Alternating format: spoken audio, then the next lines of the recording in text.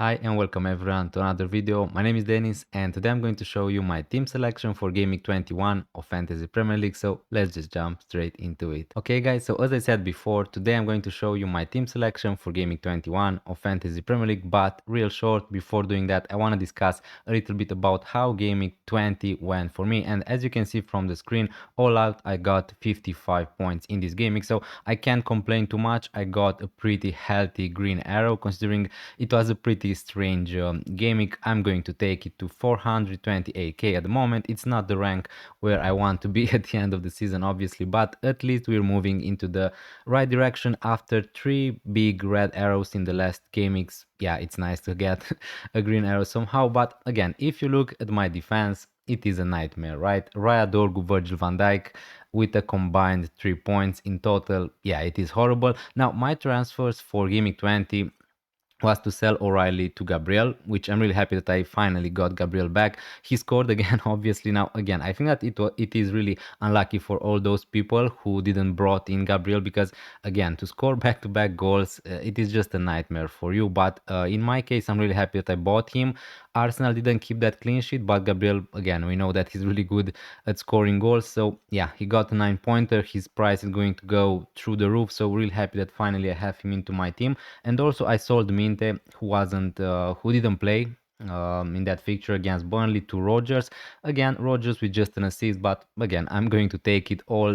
Both of my players who I brought in this game did something, so that's a positive. Now if we look also at my whole squad, I had Ekitike starting in this gaming and I got Anderson from the bench with a 4-pointer, which is nice. Again, Anderson is just a player who's going to get mostly 3-4 points every gaming, but again, in this gaming I'm going to take 4 points. Talking about my defense, Raya, again, I know he's not worth the value, but again, he wasn't a priority for me, a priority sell for me at the moment. He got just 1-pointer. He's going to play against Liverpool, not a great fixture. Again, a long term, probably if you want to have a double up from Arsenal defense, probably it's better to just have Gabriel and Timber. I agree with that, but again, Raya is fine at the moment for me. Dorgu, he was a horrible transfer for me. I bought him 2 gamings ago. Man United obviously didn't keep any clean sheets. He was close to get an assist, but yeah, it is what it is. Now with Manchester United is a completely different story because Amorim, I just read today, he's no longer the manager of Manchester United. So for me, hopefully Dorgu, we know that he has a really nice fixture against Burnley in Gaming 21. So I just hope that he's going to start in that fixture, and then probably I'm not going to play Dorgu ever again this season. Virgil van Dijk, what a terrible value pick he is at the moment. Liverpool kept just one clean sheet in the last four, I think. He's going to play against Arsenal, then Burnley. We're going to see again. I know I don't have any free transfers at the moment, so probably in my case I'm just going to keep Virgil van Dijk. Probably he's going to be on my bench, but yeah, again in the last 2-3 gamings, I feel that all the Virgil van Dijk owners were a little bit unlucky because he was so close to score in those fixtures. And again, if he had scored 1 or 2 goals in the last 3-4 gamings, maybe not a lot of people would be talking about Virgil van Dijk like such an awful pick. But this is football, this is the game. So at the moment, he's just a really bad pick. I'm going to agree with that. In midfield, Soboslai is turning like a really bad transfer for me. I bought him in the last 2 gamings. Again, I'm not expecting for Soboslai to score 2 goals every gaming or something like that. He was really close to getting a penalty. He was really close to get some assists from a corner. McAllister hit the crossbar from a Soboslai corner. So again, I think that he was a little bit unlucky to not get any points.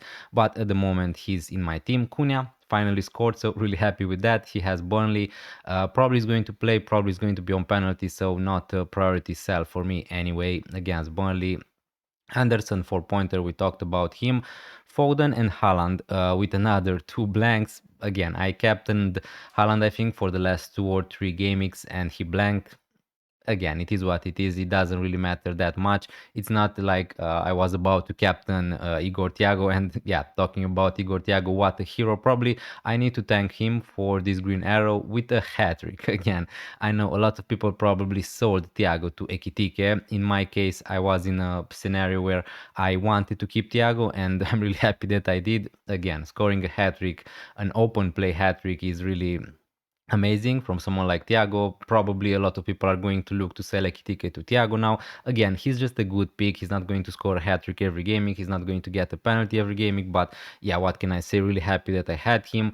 Also, congratulations for all the people who had Declan Rice, who had Chow. There was a lot of crazy scores in this gaming. Rogers, as I said before, he got an assist. So yeah, pretty much that was my gaming. Really happy that. Again, it's funny that Lacroix scored the same amount of points as Raya, Virgil van Dijk, and Dorgu combined. I find it really funny. But again, I got a really big green arrow. We're moving into the right direction finally. So let's see what can I do for Gaming 21. Alright guys, now let's take a look at how my team is currently lining up for Gaming 21. Now we're going to discuss about how my team is lining up currently, and then we're going to discuss if I want to make some transfers, and also we're going to talk about my plans for the future. Now, what you need to know is that I have one free transfer for this gaming and 0.2 millions in the bank. So again, not a lot of flexibility in terms of I'm not going to make 2 or 3 moves or anything like that. I'm not going to take a hit, but let's discuss first about how my team he's looking like at the moment. As you can see, straight away from the defense, in the goalkeeper position I need to make a decision. I have currently Raya playing, who's going to play against Liverpool at home, and Dubravka on my bench, who's going to play against Man United at home. Now this is probably going to be a really bad gaming for me because a lot of my players are playing each other. As you can see, two defenders from Arsenal, Gabriel, Raya, are going to play against Ekitike and Soboslai. Now again, we need to see if Ekitike is going to start actually, but straight away Lacroix is playing against Rogers. Dorgu and Cunha are going to play against Dubravka. So again, not an I don't see an amazing gaming for me, honestly. In 21, Raya and Gabriel currently they are starting. Gabriel is going to start anyway. Liverpool at home is not an amazing fixture, but Arsenal are Arsenal. Gabriel is Gabriel. He can keep a clean sheet against anyone. He can score.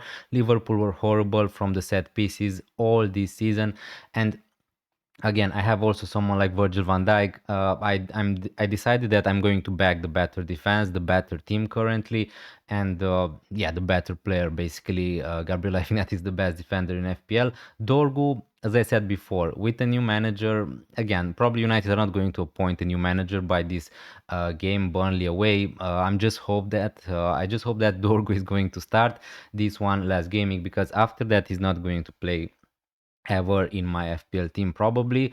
Lacroix and Alderete, both are pretty decent for defensive contributions. If I was to play Alderete, he would play against Thiago. If I'm going to play Lacroix, he's going to play against Rogers. So anyway, I'm going to have some players who are going to play against each other, and that's fine because you can't have the perfect team every gaming. I have just one free transfer, so yeah, maybe I used too many transfers in the latest gamings, but this is how my team is currently lining up. Cunha against Burnley, amazing. Foden, Haaland against Brighton at home is a nice fixture. City need a rebound after they lost some points if they want to challenge Arsenal for the title. Rogers is going to play against Crystal Palace away, pretty decent fixture. As long as I'm going to have Rogers, he's going to play probably every gaming, because what I like about him is that he gets 90 minutes every gaming, and Aston Villa are a really decent side. Soboslai, currently I'm playing Soboslai ahead of Anderson, and maybe you think that's a little bit crazy. Soboslai against Arsenal away and Anderson against West Ham away. Definitely Anderson has the better fixture against West Ham. We just saw West Ham losing against Wolverhampton, which was really strange to see. But Soboslai is on penalties. Soboslai is on a lot of set pieces for Liverpool. We saw what Soboslai did in the reverse fixture. He scored the free kick. So again, he can do those things. He's not that good for defensive contributions like someone like Anderson, but I'm willing to take that risk and just play someone like Soboslai instead of Anderson. Ekitike, Haaland, Thiago. Thiago, really happy with him. For this fixture, I'm just going to keep him. He scored a hat-trick. Probably his price is going to rise a little bit. Haaland, he's going to be my captain. I know that he blanked in the last few fixtures, but it's still Erling Haaland. He's on penalties, good minutes. Brighton at home. City are playing much better at home. So yeah, he's going to be my captain.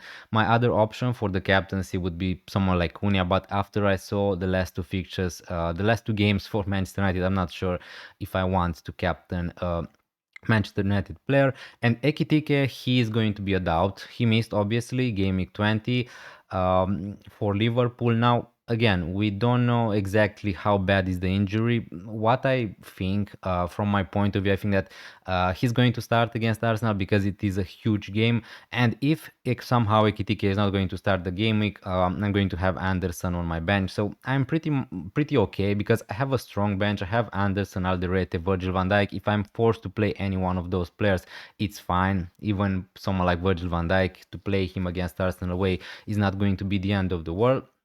Now, talking about what can I do, again, I could just sell someone like Raya because, as I said before, this fixture, especially for Arsenal, is not amazing. I can see Liverpool scoring, but at the same time, the thing is, I have just one free transfer, and I want to be able to make multiple moves because in some game mix time, I'm going to want to have someone like Bruno Fernandes in my team, someone like Cole Palmer, maybe someone like Sanchez from Chelsea, someone like Chaloba, João Pedro, all these players. Now, if we talk about the players, I'm not so happy with Raya, Ekitike, Dorgo again, but Dorgo is just going to be on my bench. Probably Virgil van Dijk is going to be sold at some point. Now, I'm tempted to just keep Virgil van Dijk and play him in game week 22 against Burnley because that is really a fantastic fixture, and I can see Liverpool getting a clean sheet at least in that game.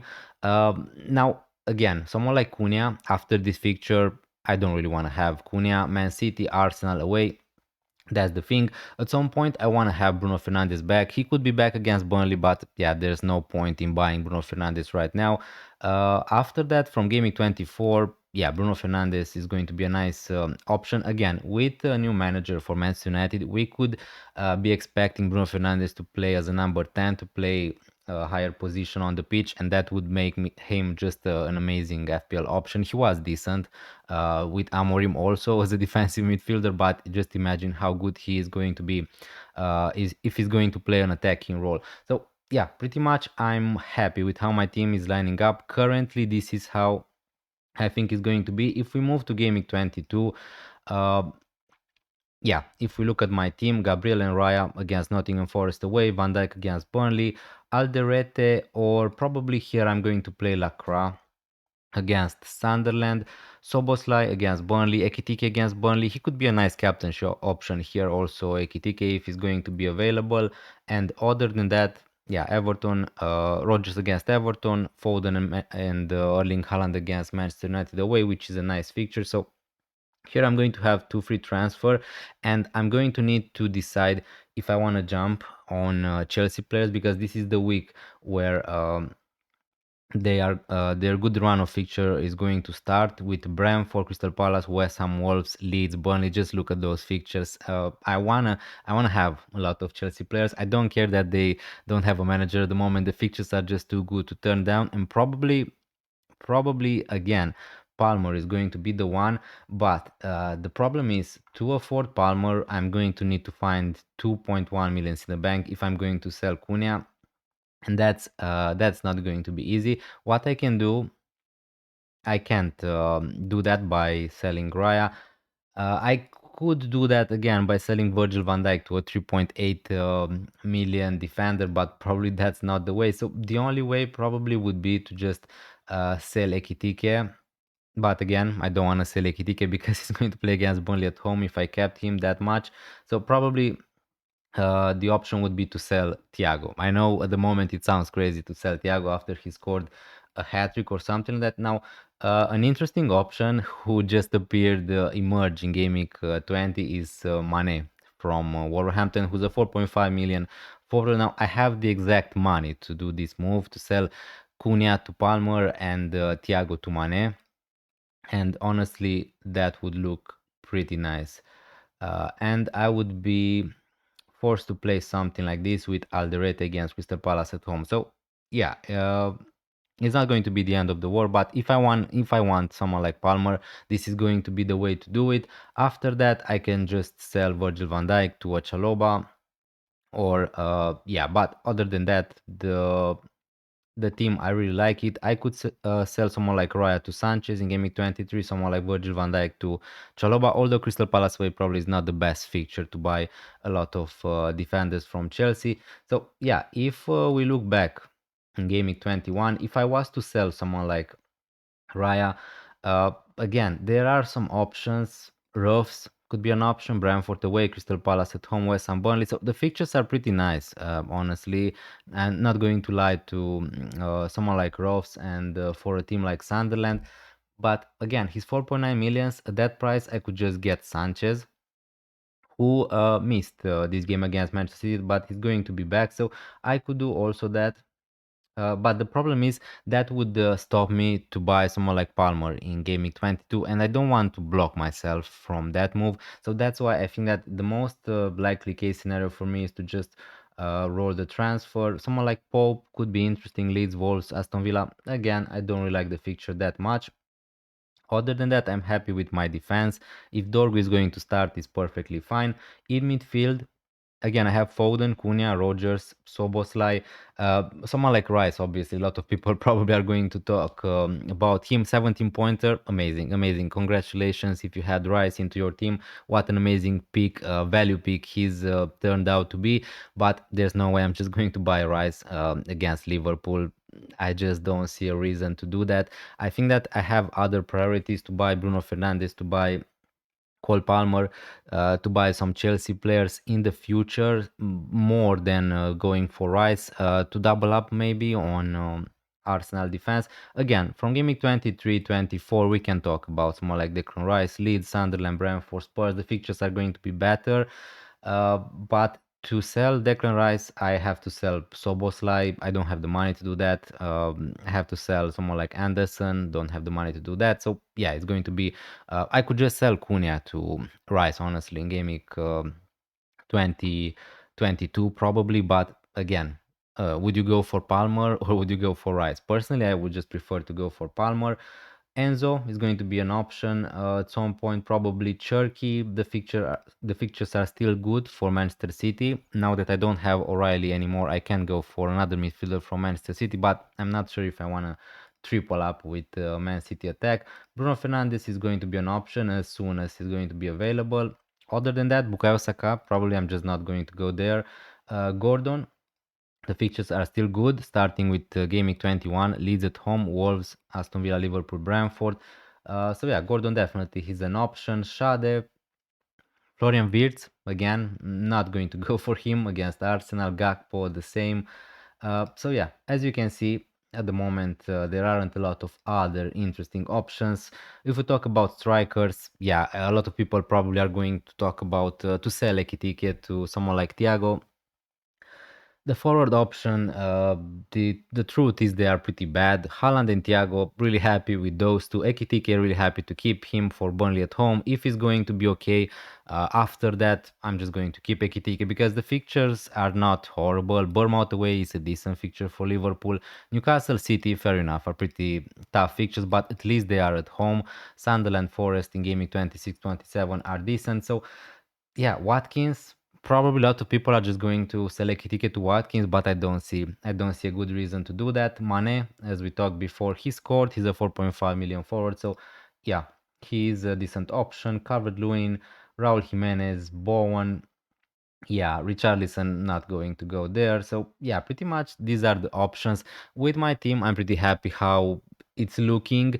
Now, considering I have a lot of players who are going to play against each other, I'm not really expecting of a huge green arrow, but again, it doesn't having players playing against each other doesn't mean that you're going to have a horrible gaming. But again, it's going to be tougher for you, definitely. Someone like Gabriel could score from a set piece against Liverpool. Someone like Soboslai could score a penalty.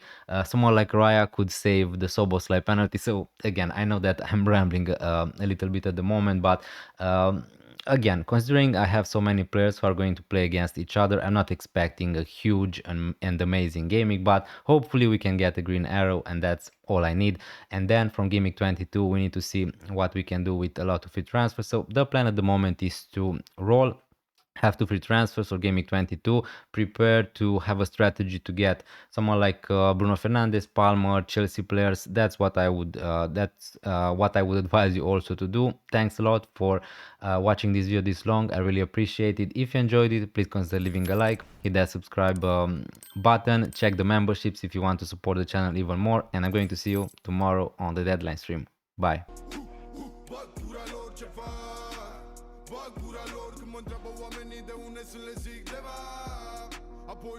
Bătura lor, bătura lor ce fac.